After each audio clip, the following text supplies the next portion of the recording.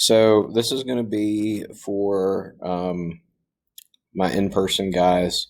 And the first part of this is going to be the same for you virtual folks as well. So I just want to get to the stuff that is different.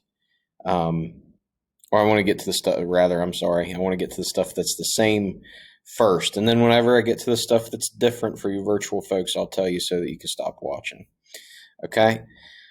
All right, so this is the directions sheet, and this is also going to be the outline for your research. Okay, so you're going to Google this information. There are a couple of reliable sources that I'd like for you to use, including I want you to get as much of this information as you can from the university or program's website. And then if there aren't, if that information is not available on your program's website, then you can feel free to kind of walk back and use other sources on Google. But what I don't want is I don't want you guys to just like type in random information and get outdated stuff. So I want you to get the best information. Start with the university or program's website. Okay. So you in-person guys are going to be giving a spoken version of this presentation. I'll talk about that more later. But both of you guys are going to be making a slideshow, and the information on that slideshow is here. Okay. And there are a sample list of programs that are available that you could use here. Okay. So again, if you don't know a place to pick, just pick one of these. These are area colleges and technical training programs. So first, type of school. The difference between these distinctions here is a public school takes money from the government. So places like WVU and Shepherd, those are public schools. Private schools only get paid by their students, so they tend to be more expensive. Campus setting, rural is like out in the middle of the boonies. Suburban is, so like rural would be like Shepherdstown. Suburban would be like Martinsburg or Winchester. And urban would be like Baltimore or Philadelphia or Washington, D.C. Okay. So is yours more rural? So like Shepherd, more suburban. Um, Suburban, I would say, would be, like a medium sized city. So places like Martinsburg, Winchester, Hagerstown, places like that. Urban is going to be like your big cities like New York, Baltimore, DC. Okay. Location, that's easy enough. That's just the address mascot. So that's what's on their school flag, what's on their marketing materials, what's on their sports team. So like Shepherd's is the Rams.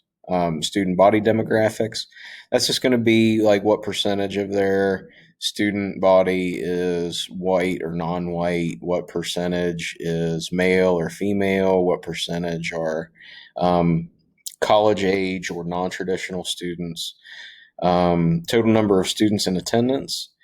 This is usually going to be divided into undergraduate and graduate. And undergraduate is associates and bachelors, so 2 and 4 year programs. And graduate is anything above that.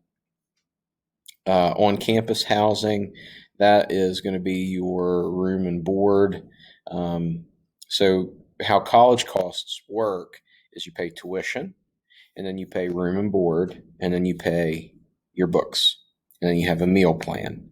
And so I need you to find out how much each of those things are. If you don't get a meal plan at the school, then you don't have to pay for it. If you don't live at the school, then you don't have to pay those lodging costs. So it might help you make an informed decision if you know exactly what you're paying for.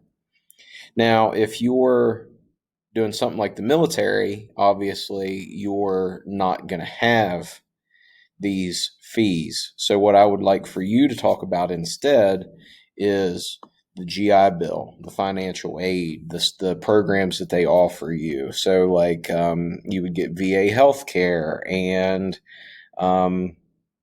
job training through the military, and tuition reimbursement through school. So instead of you guys that are going to do the military or some kind of alternative program, I just want you to find information that you think is similar to that.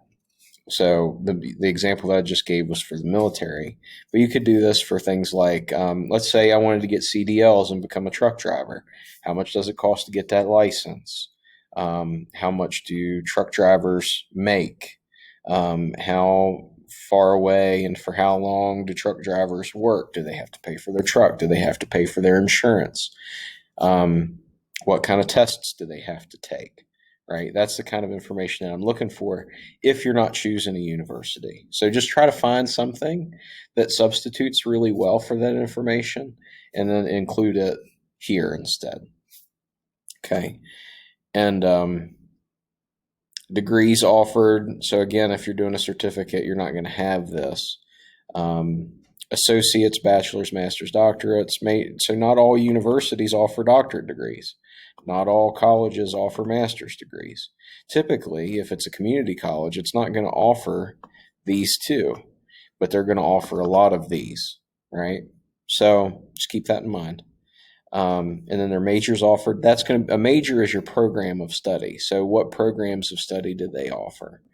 Extracurriculars, that's clubs and sports. What do they offer? So, for example, if you're doing the military, the branches of the military, they have a football team. You could talk about that. They have marching bands usually. So you could talk about that too. The requirements for acceptance. So again, if you're doing something that's not a university, then find something comparable. So if you're going into the military, you would talk about ASVAB scores or other requirements. But for you college folks, it's going to be SAT or ACT scores, and then graduation dropout rates. And so that's pretty self-explanatory. Do they have any programs that help you find a job after you are finished their program? Some places will actually place you in a job. Did any famous people go there, or were they part of that program? After researching this program, would you like to attend? Why or why not? So a little reflective piece there at the end. Okay, and again, these are all the places that you could go to. And you are going to turn in these things along the way before you go to do your presentation. So I'll be checking on you to make sure that you're following the directions correctly and that you don't lose any points accidentally, right? So I'll be working with you and I'll be available to ask you questions. Now, you guys who are virtual are going to be we're going to have this rubric here that's for just your PowerPoint. And so you guys who are doing the PowerPoint, you can go ahead and go. But you in-person people need to continue watching because you guys are going to be doing the actual spoken presentation. Okay, so these two rubrics here they're my contract with you. So if you do these things, you get all of these points. And so just make sure that you're doing that. And, we're going to be working on these things individually.